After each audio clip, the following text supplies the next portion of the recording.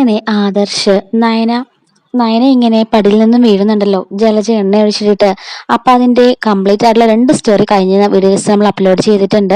അതായത് ജലജ എണ്ണ ഒഴിക്കുന്നതും അതുപോലെ തന്നെ ആദർശ് അവളെ വീട്ടിൽ കൊണ്ടുവന്ന് പരിചരിക്കുന്ന കാര്യങ്ങളെല്ലാം നമ്മൾ അപ്ലോഡ് ചെയ്തിട്ടുണ്ട്. ഇനി അതെങ്ങനെയാണ് ജലജയാണെന്ന് ആദർശ് കണ്ടുപിടിക്കുന്നതെന്നും ജലജയ്ക്ക് കൊടുക്കുന്ന ശിക്ഷ എന്താണെന്നുള്ളതാണ് നമ്മൾ അടുത്തായിട്ട് കാണാൻ പോണത് കേട്ടോ. അപ്പം ഇതിന്റെ മുമ്പുള്ള വീഡിയോസ് ഒക്കെ കാണാത്തവരൊന്ന് കണ്ടു നോക്കണം. ഇത് ഫൈനൽ പാർട്ടാണ്. അങ്ങനെ നയനനെ ആരാണ് വീഴ്ത്തിയെന്ന് ആദർശ് കണ്ടുപിടിക്കാൻ വേണ്ടിട്ട് ഇറങ്ങുന്നുണ്ട്. ജാനകി പറയുന്നുണ്ട്, എന്താണേലും മോള് രാത്രി പോയ സമയത്ത് അവിടെ എണ്ണ ഉണ്ടായിരുന്നില്ല.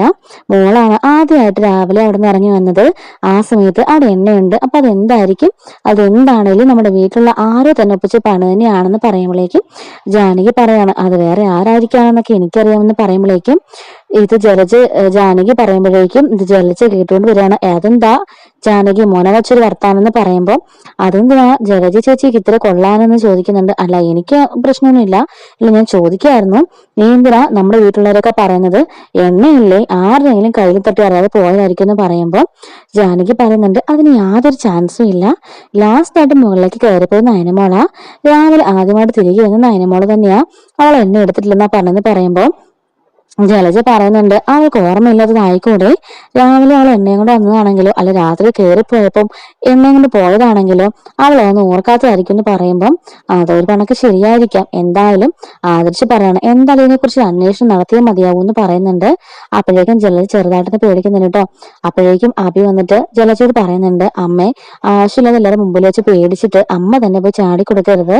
അതൊക്കെ എന്തായാലും കണ്ടുപിടിക്കാൻ പോണില്ല. അമ്മ എന്തായാലും ആ ഫോണും കൊണ്ട് കയറുന്നത് CCTV കാണും. അപ്പൊ അമ്മ പറഞ്ഞാൽ മതി, ഞാൻ ആ കേസ് മറന്നുപോയി എന്ന് പറഞ്ഞാൽ മതി. എന്നെ വിളിച്ചുകൊണ്ടെത്തുമ്പോൾ എനിക്ക് ഫോൺ തരുന്നുണ്ടെന്നൊക്കെ നവ്യം കണ്ടതാണല്ലോ. അതുകൊണ്ട് നമുക്കൊരു സാക്ഷിയുണ്ട്, അവളെ കൊണ്ട് ഇങ്ങനെയൊരു ഉപകാരം ഉണ്ടാവട്ടെ എന്നൊക്കെ ഇവളും പറയുന്നുണ്ട്. അങ്ങനെ ആദർശ് ഞാനോട് പോയിട്ട് പറയുന്നുണ്ട്, ഞാൻ ഇപ്പൊ വരാം, നീ ഇവിടെ കിടന്ന് ഉറങ്ങിക്കോളാൻ പറയുമ്പോൾ എവിടെ പോവും ആദർശേട്ടാന്ന് ചോദിക്കുന്നുണ്ട്. അല്ല, ഒരു അത്യാവശ്യ കാര്യം ഉണ്ടെന്ന് പറഞ്ഞിട്ട് ആദർശ് താഴേക്ക് പോവാണ്. അപ്പോഴേക്കും മീനാക്ഷി വന്നിട്ട് അവളുടെ ഡ്രസ്സൊക്കെ വാഷുകളൊക്കെ എടുത്തോണ്ട് പോകുന്നുണ്ട്. റൂമൊക്കെ ക്ലീൻ ചെയ്യുന്നുണ്ട് കേട്ടോ. അപ്പോഴേക്കും മീനാക്ഷി ചേച്ചി പറയാണ്, മോളിവിടെ ഒതുങ്ങി കൂടി പോയില്ലേ ചോദിക്കുമ്പോൾ അങ്ങനെയൊന്നുമില്ല മീനാക്ഷി ചേച്ചി, ആദർശേട്ടനുണ്ടല്ലോ അതുകൊണ്ട് തന്നെ ഭയങ്കര സന്തോഷമുണ്ട്. ആദ്യമായിട്ടാ ആദർശേട്ടൻ്റെ അവിടെ ഇങ്ങനെയൊക്കെ ഇരിക്കുന്നത്, അത് ഓർക്കുമ്പോൾ ഒത്തിരി സന്തോഷമുണ്ടെന്ന് പറയാണ്. അപ്പൊ അവര് പറയുന്നുണ്ട്, ആദർശമോൻ പാവ, മോള് വരുന്നതിന് മുമ്പാണെങ്കിൽ പോലും ഇവിടെ എല്ലാവരുടെ സ്നേഹത്തോടെ പെരുമാറുന്ന ആ മോനാണ്. അതുപോലെ തന്നെ എനിക്ക് ഒരുപാട് ക്യാഷ് ഒന്ന് സഹായിക്കായിരുന്നു. എന്റെ മക്കളുടെ വിദ്യാഭ്യാസത്തിനും എന്റെ ഭർത്താവിന്റെ ഇതിനൊക്കെ വേണ്ടിയിട്ട് ഒത്തിരി കാശ് അദ്ദേഹം തന്ന് സഹായിച്ചിട്ടുണ്ട്. പക്ഷെ അന്ന് സമ്മതിക്കാത്തത് ആ ദേവയാനിയാണെന്നൊക്കെ പറയുന്നുണ്ട്. അത് പിന്നെ അവരുടെ സ്വഭാവം പാവമൊക്കെ തന്നെയാ. പിന്നെ മോൾ ആ ഒരു സിറ്റുവേഷനിൽ വന്നോണ്ടായിരിക്കും മോളെ ഇഷ്ടമില്ലാത്തെന്ന് പറയുന്നുണ്ട്. അതൊക്കെ മാറിക്കോളും, മോളുടെ സ്വഭാവത്തിന് ആരാണെങ്കിലും മാറിക്കോളും എന്നൊക്കെ പറയണം മീനാക്ഷി. പിന്നെ ആദർശന്റെ ഇപ്പൊ എങ്ങോട്ടാ പോയെന്നറിയാൻ ചോദിക്കുമ്പോൾ മീനാക്ഷി പറയാണ്, ഞാൻ മുഴുവനായിട്ടൊന്നും കേട്ടില്ല, എങ്കിലും CCTV ചെക്ക് ചെയ്യണമെന്നോ എണ്ണ വീണത് എങ്ങനെയാന്നൊക്കെ അവിടെ പറയുന്നത് കേട്ടു. മോള് വീണതിന്റെ കാരണം കണ്ടുപിടിക്കാനായിരിക്കും എന്ന് പറയുന്നുണ്ട്. അപ്പോഴേക്കും നയന പറയാണ്, അതെന്തിനാ കണ്ടുപിടിക്കാനൊക്കെ നിൽക്കുന്നത്, ചിലപ്പം എന്റെ കയ്യിൽ നിന്ന് അറിയാതെ പോയതായിരിക്കും എന്ന് പറയുന്നുണ്ട്. എന്തായാലും അവരെ കണ്ടുപിടിക്കട്ടെ എന്ന് പറഞ്ഞിട്ട് മീനാക്ഷി അവിടൊക്കെ തൂത്തുവാരിട്ട് പോകുന്നുണ്ട്. അങ്ങനെ താഴെ ഹാളില് എല്ലാരും കൂടെ നിൽപ്പൻ കേട്ടോ. ആദർശും ദേവയാനിയും അതുപോലെ തന്നെ നവ്യയും അബിയും ജലജയും ജാനകിയും അങ്ങനെ അവിടെയുള്ള എല്ലാവരും തന്നെ ഹാളിൽ കൂടിയിരിക്കുകയാണ്. അപ്പോഴേക്കും ആദർശാണെങ്കിൽ ആ ലാപ്ടോപ്പിൽ നിന്നിട്ടത് ആ CCTVയുടെ ഒക്കെ ഫുട്ടേജ് ഓരോന്നായിട്ട് എടുത്ത് എല്ലാവരും കാണിച്ചുകൊണ്ടിരിക്കുകയാണ്. അങ്ങനെ രാത്രിയിലെ കൃത്യം ഏകദേശം 10 മണിയായപ്പോ എല്ലാവരും പോയി കിടന്നുറങ്ങുന്നുണ്ട്. ഇതെല്ലാം കഴിഞ്ഞിട്ട് പാത്രമൊക്കെ കഴുകാണ് നയന. അപ്പൊ ഇതെല്ലാരും കാണുന്നുണ്ടല്ലേ പാത്രമൊക്കെ രാത്രി ഒറ്റയ്ക്ക് കഴുകുന്നത്. അപ്പൊ ഇത് കാണുമ്പോൾ എല്ലാവർക്കും സങ്കടം വരുന്നുണ്ട് കേട്ടോ. മീനാക്ഷി ആണെങ്കിൽ പോലും എല്ലാം ക്ലീൻ ചെയ്തിട്ട് മീനാക്ഷിയും പോയി കിടക്കുന്നുണ്ട്. എന്നിട്ട് നയന എല്ലാ പണിയും കഴിഞ്ഞിട്ട് വെള്ളം എടുത്തുകൊണ്ട് അവൾ മുകളിലേക്ക് പോകുന്നത് CCTVയിൽ കൃത്യമായിട്ട് കാണുന്നുണ്ട്. അപ്പൊ അവൾ ഈ വെള്ളം ഇങ്ങനെ കൊണ്ടുപോകുന്നതും അവരുടെ കയ്യിൽ മറ്റൊന്നുമില്ല എന്നുള്ളത് CCTVയിൽ കാണുന്നുണ്ട് കേട്ടോ. അപ്പോൾ ഫസ്റ്റ് വീട്ടിലൊരു ഹിന്റ് പറഞ്ഞിട്ടുണ്ടായിരുന്നു, അതായത് ആ ഒരു സ്റ്റെയറിന്റെ നടുക്ക് ഭാഗത്ത് മാത്രം ക്യാമറയുടെ നോട്ടം എത്തില്ല, മുകളിലും താഴെയും ക്യാമറയുടെ നോട്ടം എത്തുന്ന സ്ഥലങ്ങളാണെന്ന് പറയുന്നുണ്ടായിരുന്നു. അങ്ങനെ നയന ഇത് കൊണ്ട് പോകുമ്പോൾ അവിടേക്ക് വെള്ളമൊന്നും വീഴുന്നില്ലെന്നും അവളുടെ കയ്യിൽ സേഫ് ആയിട്ട് തന്നെ ആ പാത്രം ഉണ്ടെന്നും അവൾ മുറിയിലേക്ക് കയറി പോകുന്ന സഹിതം വീഡിയോയിൽ കാണിക്കുന്നുണ്ട്. അതിനുശേഷം നയനയും ആ 11 മണിക്ക് ശേഷം ആരും തന്നെ അതിൽ പോയിട്ടില്ല. അപ്പോഴാണ് എല്ലാവരും ഞെട്ടിച്ചുകൊണ്ട് ജലജ കൃത്യം 5 മണിയൊക്കെ ആയപ്പോഴേക്കും ഫോണും കൊണ്ട് നേരെ അങ്ങോട്ടേക്ക് കയറി പോകുന്നത് കാണുന്നത്. അപ്പോഴേക്കും എല്ലാവരും ജലജ ഒന്ന് നോക്കുകയാണ്. എന്നിട്ട് അവിടെ വെച്ച് പോസ് ചെയ്തിട്ട് ആദർശ് ചോദിക്കാണ്, അല്ല ചെറിയമ്മയല്ലേ പറഞ്ഞത്, എങ്ങോട്ടും പോയിട്ടില്ല, ആരും പോയില്ല എന്ന്. പിന്നെ ഈ കാണുന്ന എന്താന്ന് ചോദിക്കുമ്പോൾ അത് ആദർശ് മോനെ, ഞാൻ ഇപ്പോഴാണ് ഓർത്തത്. അർജന്റായിട്ട് അബിയുടെ ഏതൊരു ഫ്രണ്ട് എന്നെ വിളിച്ചു, അബി വിളിച്ചിട്ട് കിട്ടുന്നില്ല, എന്റെ അത്യാവശ്യ കാര്യം പറഞ്ഞാണെന്ന്. അതുകൊണ്ട് ഞാൻ അവന് ഫോൺ കൊടുക്കാൻ വേണ്ടി കയറി പോയിരുന്നു. അപ്പോഴേക്കും അബി പറയണ, ശരിയായിട്ടാ, എനിക്ക് രാവിലെ ഫോൺ കൊണ്ട് തന്നിരുന്നു, നോക്കിയപ്പം എന്റെ ഫോണ് സൈലന്റ് ആയിരുന്നു, അതുകൊണ്ടാണെന്ന് പറയാണ്. അപ്പോഴേക്കും നവ്യ പറയണ, ശരിയാ, അമ്മ ഉണ്ടെന്ന് അഭിയേട്ടന് ഫോൺ കൊടുത്തിരുന്നു, അഭിയേട്ടൻ അജയോട് സംസാരിച്ചതിന് ശേഷം ആ ഫോൺ തിരിച്ചമ്മയിൽ കൊടുത്തിടുന്നു ഞാൻ കണ്ടായിരുന്നു എന്ന് പറയുന്നുണ്ട് കേട്ടോ. അങ്ങനെ അവര് ഡീറ്റെയിൽ ആയിട്ട് വീഡിയോ ചെക്ക് ചെയ്യാണ്. അപ്പോഴേക്കും അവർ നോക്കുമ്പോ ജലജ അവരുടെ കയ്യില് ഫോൺ ഇങ്ങനെ സംസാരിച്ചുകൊണ്ട് മുകളിലേക്ക് കയറി പോവാണ്. അങ്ങനെ അതായത് പകുതി സ്ഥലത്ത് വരെയാണല്ലോ കാണുന്നുള്ളൂ, കൃത്യം നടുക്ക് വെച്ചിട്ട് CCTV ഫുട്ടേജ് കാണില്ല. അവിടെ വെച്ചാണ് ശരിക്കും സാരയുടെ ഇടയില് ജലജ എണ്ണ തിരികെ വെച്ചിട്ട് ആ എണ്ണ അവിടെ എല്ലാം ഒഴിച്ചിട്ട് അപ്പോ തന്നെ ആ എണ്ണ എടുത്ത് ഇരുന്നിടത്ത് തന്നെ സാരിൽ തിരികെ വെച്ചതിന് ശേഷം ഫോൺ അതുപോലെ തന്നെ പിടിച്ചുകൊണ്ട് കയറിപ്പോകും. അപ്പൊ ഒരു സെക്കൻഡ് അവിടെ താമസിക്കുന്നുള്ളൂ. അതുപോലെ തന്നെ ജലജ ആണെങ്കില് ഫോണും വിളിച്ച് അതുപോലെ തന്നെ ഫോണും വിളിച്ചുകൊണ്ട് കയറി പോകുന്നുണ്ട്. അങ്ങനെ അടുത്ത CCTV നോക്കുമ്പോൾ അബിയുടെ മുറിയിലേക്ക് പോകുന്നുണ്ട്.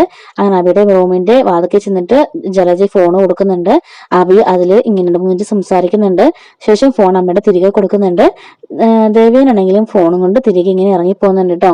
അപ്പൊ ഇതെല്ലാ കാര്യങ്ങളും നല്ല കൃത്യമായിട്ട് തന്നെ ജലജ അങ്ങനെ CCTV എല്ലാരും കാണുന്നുണ്ട്. അപ്പോഴേക്കും ജലജ പറയാണ്, കണ്ടല്ലോ, എല്ലാവർക്കും ഇന്ന് സംശയമായിരുന്നല്ലോ, ഇപ്പൊ കണ്ടില്ലേ, ഞാൻ അവന് ഫോൺ കൊടുക്കാൻ പോയി, 3 മിനിറ്റ് സംസാരിച്ചു, അത് കഴിഞ്ഞ ഫോൺ കൊണ്ട് തിരികെ ഇറങ്ങി വന്നു, ഇതിനിടയിൽ ഒന്നും സംഭവിച്ചില്ല, നിങ്ങൾ എന്നെ കണ്ടതാണല്ലോ, അല്ലെങ്കിലും എല്ലാവർക്കും എന്നെ എന്റെ മോനെയാണല്ലോ സംശയം എന്നൊക്കെ പറയുന്നുണ്ട്. എന്നിട്ട് ബാക്കിയുള്ള വീഡിയോയോട് കാണിക്കും മോനെന്ന് പറഞ്ഞിട്ട്, അതായത് നയന വീഴുന്നത് ഏകദേശം ഒരു 6:30 സമയത്താണ്. അങ്ങനെ എല്ലാവരും 6:30 ഫുട്ടേജ് നോക്കുകയാണ്. അങ്ങനെ 6:30 ആയിരുന്ന സമയത്താണ് നയന വന്ന് അടിച്ചു കുത്തി വീഴുന്നത് ആ വീഡിയോയിൽ കാണിക്കുന്നത്.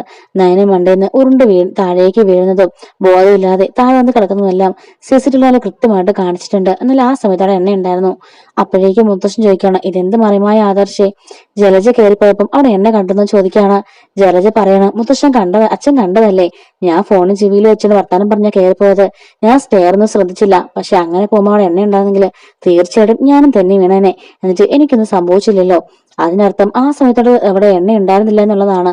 പിന്നെ എപ്പോഴത് വീണെന്ന് മനസ്സിലാകുന്നില്ല. മിക്കവാറും നയനയ്ക്ക് ഓർമ്മയില്ലാഞ്ഞിട്ടാ. നയന കുളിയും കഴിഞ്ഞ് ചിലപ്പം അവൾ ഉപയോഗിച്ച എണ്ണയുടെ ബാക്കി അടുക്കളയിലേക്ക് വെക്കാൻ വേണ്ടിട്ടോ അല്ലാന്നുണ്ടെങ്കിൽ പൂജമുറിൽ വെക്കാൻ വേണ്ടിട്ടോ ഒക്കെ ആയിരിക്കാം ആ എണ്ണയും കൂടെ താഴ്ത്തിറങ്ങി വന്നത്. ഒരുപക്ഷെ അവൾ അത് ഓർത്ത് കാണില്ല, കയ്യിൽ പിടിച്ചു വന്നാലും മതിയല്ലോ, അങ്ങനെ ആയിരിക്കും അവൾ തെന്നി വീണെന്ന് പറയുമ്പോഴേക്കും ആദർശ് പറയാണ്, ഒരു ചെറിയൊരു കുപ്പിക്കകത്തെങ്കിലും കൊണ്ടുവന്നല്ലാതെ അത്രയും എമൗണ്ടിൽ എണ്ണയോട് ഒഴിക്കാൻ പറ്റില്ല. നയനയുടെ കയ്യിൽ അങ്ങനെയുള്ളതായിട്ട് കാണുന്നുമില്ല. രാവിലെ നയന ഇറങ്ങി പോകുമ്പോൾ പോലും അവള് തലയില് ആ തോർത്തും കൊണ്ട് ഇങ്ങനെ കെട്ടിക്കൊണ്ടാ പോയിക്കൊണ്ടിരിക്കുന്നത്. അതിനർത്ഥം അവളുടെ കയ്യിൽ എണ്ണയും മറ്റൊരു സാധനമില്ലെന്ന. ചെറിയമ്മ ഇതിനെ സൂക്ഷിച്ചു നോക്കിയെന്ന് പറയുമ്പോൾ ശരിയാണ്. നയന തോർത്തിങ്ങനെ ഏറിനൊടുത്ത് ആ തോർത്തിനെ പുറവശത്തിനെ കെട്ടിക്കൊണ്ടാ ഇറങ്ങി താഴോട്ട് വരുന്നത്. അങ്ങനെയാണ് പകുതിക്ക് എത്തുമ്പോഴേക്കും താഴെ വരുന്നത്. കണ്ടോ, അവളുടെ കയ്യിലെങ്ങും ആ ഒരു സാധനം ഇല്ലെന്ന് പറയുന്നുണ്ട്. അപ്പൊ ജലജ പറയണ, നിങ്ങൾ എന്നെയും കണ്ടതല്ലേ, എന്റെ കയ്യിലൊന്നും ഇല്ലായിരുന്നല്ലോ എന്നൊക്കെ പറഞ്ഞ് ജലജ ദേഷ്യപ്പെടുമ്പം, അല്ല ചെറിയമ്മ, ഞങ്ങൾ കാണിച്ചതേ ഉള്ളൂ എന്ന് ആദർശ് പറയുന്നുണ്ട്. വേണ്ട, എനിക്കെല്ലാം മനസ്സിലായി, എല്ലാരും എന്നെ കളിയാക്കാൻ വേണ്ടിട്ടല്ലേ എന്നൊക്കെ പറയുന്നുണ്ട് കേട്ടോ. അങ്ങനെ നമ്മുടെ മീനാക്ഷി അങ്ങോട്ടേക്ക് വന്നിട്ട് പറയാണ്, ജലജ കൊച്ചമ്മ വന്ന് സാരിയില് മുഴുവനും എണ്ണയാ, ഞാൻ സാരി കഴിഞ്ഞെടുത്തപ്പോഴാണ് കണ്ടത്, ഇതെങ്ങനെ എണ്ണ പറ്റിയത്, ഇത് മറ്റുള്ള ഡ്രസ്സിലെല്ലാം പിടിച്ചു. അപ്പോഴേക്കും എല്ലാരും ജലജ രൂക്ഷമായിട്ട് നോക്കുമ്പോ ജലജ പറയാണ്, നീ തന്നെ ആയിരിക്കും കൊണ്ടേ പറ്റിച്ചെന്ന് പറയുമ്പോൾ, അയ്യോ കൊച്ചമ്മയെ, സത്യമാണ് ഞാനല്ല, ഞാനത് എടുത്തോണ്ട് പോകുമ്പോ തന്നെ എന്തോ എണ്ണമയം എന്റെ കയ്യിലെല്ലാം പറ്റിയിരുന്നു, ഞാൻ കൊണ്ടേ മുക്കി വെച്ചപ്പം ഇത് മൊത്തം അവിടെ ഉണ്ടെന്ന് പറയുന്നുണ്ട്. അപ്പോഴേക്കും മുത്തശ്ശൻ ചാടി ഇരുന്നിട്ട് ജലജയുടെ നേരെ ചൂണ്ടിയിട്ട് ചോദിക്കുകയാണ്, സത്യം പറ ജലജ, നീ അല്ലേ ചെയ്തെന്ന് ചോദിക്കുമ്പം, മുത്തശ്ശൻ നല്ല CCTV കണ്ടതല്ലേ എന്താ സംഭവിച്ചെന്നുള്ളത്, അല്ലാതെ ഞാൻ ചെയ്തതല്ല മുത്തശ്ശ, എപ്പോഴും എന്നെ കുറ്റം പെടുത്തല്ലേ എന്നൊക്കെ പറഞ്ഞ് ജലജ കരുതലൊക്കെ അഭിനയിക്കുന്നുണ്ട്. അപ്പോഴേക്കും അനി പറയുന്നുണ്ട്, ഏട്ടാ ആ പിക്ചേഴ്സ് ഒന്നുകൂടെ ഏട്ടനൊന്ന് മാറ്റിക്കാന്ന് പറയാണ്. അതായത് താഴ്ന്ന് ജലജ കയറുന്നത് നടുക്ക് വെച്ചൊന്ന് പോസാകുന്നില്ല, നടുക്ക് വെച്ച് ആ ഒരു സ്ഥലത്ത് ക്യാമറ ഇല്ലല്ലോ, അവിടെ നിന്ന് പോസാക്കാൻ പറയുന്നുണ്ട്. അതായത് ജലജ കയറി പോകുമ്പോഴേക്കും വലത് കൈയിലായിരിക്കും അവളുടെ ഫോണ്, അവള് ആ സ്റ്റെപ്പ് കയറി പോകുന്ന സമയത്ത് ഒരു സെക്കൻഡ് താമസിക്കുന്നുണ്ടല്ലോ, അതേ സമയത്ത് തന്നെ ഇവള് ഈ ഇടുപ്പിൽ നിന്നും ആ എണ്ണ എടുത്ത് തറയിൽ ഒഴിച്ചിട്ട് ഒന്നും അറിയാത്തതുപോലെ സൈഡിൽ കടന്ന് മോളിട്ട് പോകുന്നുണ്ട്. അങ്ങനെ അതിനുശേഷം അവള് ഫോൺ ആ എണ്ണ വെച്ചിട്ട് അവൾ ഉറക്കാതെ ഫോൺ അപ്പുറത്തെ കയ്യില് പിടിച്ചുകൊണ്ടാണ് ഇറങ്ങി പോകുന്നത്. അങ്ങനെ ആ ഒരു കാര്യം അനി ഇങ്ങനെ ചൂണ്ടിക്കാണിക്കുന്നുണ്ട്. അപ്പൊ അതെല്ലാരും ശ്രദ്ധിക്കുന്നുണ്ട് കേട്ടോ. അപ്പൊ ജലജ ചങ്കിടിപ്പോട് ഇങ്ങനെ നിൽക്കുന്നുണ്ട്. അതേ സമയത്ത് തന്നെ മുറിയിൽ പോയിട്ട് ഫോണുമായിട്ട് തിരികെ വരുമ്പോൾ തന്നെ ജലജയാണെങ്കിൽ ഒരു ഇതും ഇല്ലാതെ സാരി ഇങ്ങനെ പൊക്കി പിടിച്ചോട്ടോ ഇറങ്ങി വരുന്നത്. അതവർക്ക് ഒരു ചെറിയൊരു തെറ്റായിരുന്നു. അതായത് മുകളിൽ നിന്ന് സിസിറ്റി അടുത്ത് വരുന്നതിനും സിസിറ്റി കാണുന്നതിന് മുമ്പേ തന്നെ സാരിനെ പൊക്കി പിടിക്കും. എണ്ണ ഉണ്ടെങ്കിൽ സാരിനെ പൊക്കി പിടിക്കത്തുള്ളൂ. അപ്പൊ മുകളിൽ നിന്ന് ഇറങ്ങി വരുമ്പോൾ തന്നെ ആ എണ്ണ വരുന്ന സൈഡ് അല്ലാതെ മറ്റൊരു സൈഡിൽ കൂടെ അവള് പതിയെ ഇങ്ങനെ ഇറങ്ങി വരുന്നുണ്ട്. അപ്പം അവൾ ആദ്യം ഇറങ്ങുന്ന ഒരു സൈഡും വേറെയാണ്, രണ്ടാമത് ഇറങ്ങി പോകുന്ന ഒരു സൈഡും വേറെയാണ്. അപ്പൊ താഴെ വന്നതിന് ശേഷമാണ് അവൾ ഈ സാരി പതിയെ താത്തിടുന്നത് കേട്ടോ. എങ്ങനെയാണെങ്കിൽ പോലും സാരിയുടെ തുമ്പ് ഒന്ന് സൂം ചെയ്ത് കാണിക്കാനായിട്ട് അനി പറയുന്നുണ്ട്. അപ്പോൾ അവളുടെ സാരിയുടെ തുമ്പ് ഇങ്ങനെ ഇറങ്ങി കിടന്നുകൊണ്ട് തന്നെ ആ സാരിയുടെ തുമ്പിലെല്ലാം ഇങ്ങനെ എണ്ണ പറ്റിയത് CCTV കൃത്യമായിട്ട് കാണുന്നുണ്ടായിരുന്നു കേട്ടോ.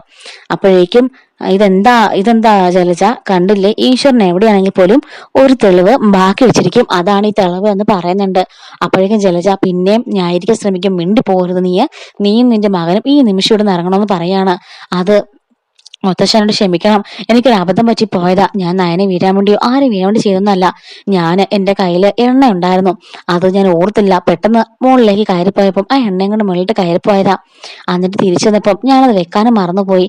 അങ്ങനെ എന്റെ കയ്യിൽ നിന്ന് താഴെ പോയതാ. നീ എന്റെ കയ്യിൽ നിന്ന് പറ്റിയതാണെന്ന് പറയുമ്പം എല്ലാവരും കൂടെ നയനെ ഞാൻ കൊല്ലാൻ ശ്രമിച്ചാണെന്നൊക്കെ പറയില്ലേ, അതുകൊണ്ടാണെന്ന് പറയുമ്പം അല്ല ഈ സമയത്ത് നീ എന്തിനാ എണ്ണയും കൊണ്ട് പോയത് മുകളിലേക്കും ചോദിക്കുമ്പോൾ അവക്ക് ഉത്തരം മുട്ടി പോവാൻ അത് ഞാൻ പൂജാമുറിയിലേക്ക് വെക്കാൻ വേണ്ടിട്ട്.